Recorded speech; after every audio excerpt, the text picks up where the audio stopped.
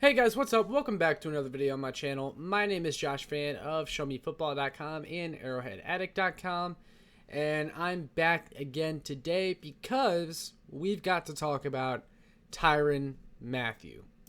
Obviously, Tyrann Mathieu is an impending free agent with the Kansas City Chiefs this upcoming offseason, and I felt the need to make a video about him today and his free agent profile, which I'm also writing about on Arrowhead Addict, because there has definitely been a shift in tone from me regarding Tyrann Mathieu and whether or not I think he's going to end up staying. All offseason, I kind of felt like, oh, you know what? It's not a big deal. Whatever you hear or whatever Tyrann Mathieu is saying on Twitter, like, they're going to get a deal worked out. Like, Brett Veach isn't just going to let the biggest free agent signing in the organization's history to just walk next offseason. Like, they'll get something figured out. Then we got through all of training camp and nothing really got figured out. And it's like, well, after the season, I'm still confident they'll get something done.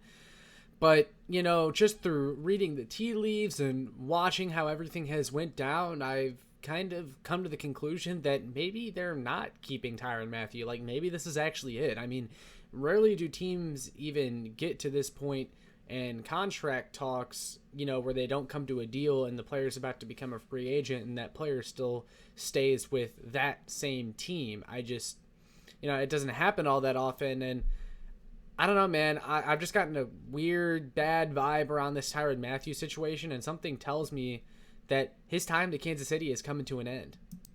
I think that, you can't talk about Tyrann Mathieu without mentioning his Twitter antics, and I do think some of the stuff he says on Twitter is overblown or fabricated, but I still think there's some truth to stuff he says, and he's talked in absolutes a lot about not being a part of the Chiefs anymore and about leaving and then liking tweets about leaving. And, listen to Brett Veach's press conference the other day. If you listen closely, when they asked him, about his priorities in the offseason, priority number one for Brett Veach was extending Orlando Brown. And, actions speak louder than words. And it's not like Brett Veach's words for Tyrann Mathieu were all that loud either. Like, one, they haven't signed him to a contract extension yet, which makes me think they don't really want him back. And then Brett Veach said he's not even a priority. Like, he said he's not even priority number one. A guy that helped you deliver your first Super Bowl in 50 years and one of the biggest free agents you've ever had isn't even priority number one heading into the offseason. And to me, that says something. I mean, look, Brett Veach still said that they like Tyrann Mathieu and they would like to have him back, but I kind of saw that as a smokescreen. It wasn't like a ringing endorsement of Tyrann Mathieu by any means. Like, it just kind of felt like going through the motions to me when they said Orlando Brown was their priority and they just kind of gave this, teleprompter type answer about Tyrann Mathieu. I was like, well, I took something from that. But what got us to this point? Why hasn't Tyrann Mathieu been signed to an extension yet? If I were to take a crack at it, I would say that the biggest reason Tyrann Mathieu hasn't been signed to an extension yet is because both sides are just too far off on the money, and or the Chiefs don't think that Tyrann Mathieu going into his mid-30s is going to be the same player. And I'm not saying I agree with it. I'm not saying it's the right move, but if I were to just take a guess, if I were a betting man, I would say that the Chiefs are wary of Tyrann Mathieu's outlook, especially after... Well, here's the thing, guys. This is something I kind of wanted to save for later in the video when I'm making the case for him to stay and the case for him to leave, but I sat back and thought about it for a while earlier today while I was writing my piece, and Brett Veach, since he's been here, has actually... been pretty consistent in letting guys go, a year or two earlier than most people would.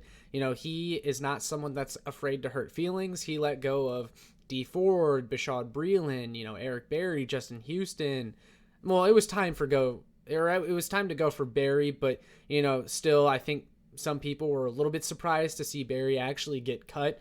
But the point I'm making is that, Brett Veach, there's been players in the past where it's like, wow, he actually didn't sign them or he actually got rid of them. And I think they're actually concerned about Tyrann Mathieu and his age and whether or not he's going to hold up. I think maybe they have a bigger vision for the defense, and Tyrann Mathieu might not just be a part of it because, his production did dip a little bit this year. He was not a bad player by any means, but you could see why the Chiefs might be hesitant to sign him to a big deal that's like $20+ million per year. And I think Tyrann Mathieu probably thinks he's worth around $20 million per year, and I'm just not sure the Chiefs want to pay that. I mean, we saw what happened with Eric Berry. Now, this was before Brett Veach, but John Dorsey signed him to that big extension, and right after he signed it, and he was around the same age as Mathieu when he did, his body just started to break down, and he was never the same player. With Mathieu having a down year this year, maybe the Chiefs are just a little bit afraid, and I completely understand that. I do believe there's a few other reasons that may or may not go into it as well, but before talking about what I think the Chiefs will do with Tyrann Mathieu and my conclusion, I want to give you guys both sides, the case to bring Tyrann Mathieu back and the case to not bring him back, because I think it will give you guys a better idea of why the Chiefs make whatever move they do with Tyrann Mathieu when it actually happens. That said, the case for bringing Tyrann Mathieu back is pretty simple. He's played at essentially an all-pro level for the majority of the time he's been here, and he's kind of like the pseudo-secondary coordinator when he's out there. I mean, he is a vocal leader of not just the secondary, but really the entire defense. I mean, he directs a lot of guys around, and we saw how much they missed him against the Buffalo Bills in the divisional round. He went out after the first drive with a concussion, and the middle of the field was open all night. A lot of guys were out of place in the secondary after he was gone, and it showed that they really needed him in that situation. Overall, he's just been a huge part of the defense ever since he's been here. He helped deliver that Super Bowl trophy in Super Bowl 54. He came in and turned a really terrible secondary around in just 1 year. He's one of the best free agent signings in Chiefs history. Bringing him back just seems like a no-brainer. Like, why wouldn't you bring him back? Especially when he said he wants to be here. At least to the media, he says he wants to be here. I don't know if that's true or not, but because, some of the stuff he says on Twitter might contradict that. But, he says he wants to be here. And then also, if you let him go, you're probably going to have to spend significant resources in order to replace him and in order to absorb his loss.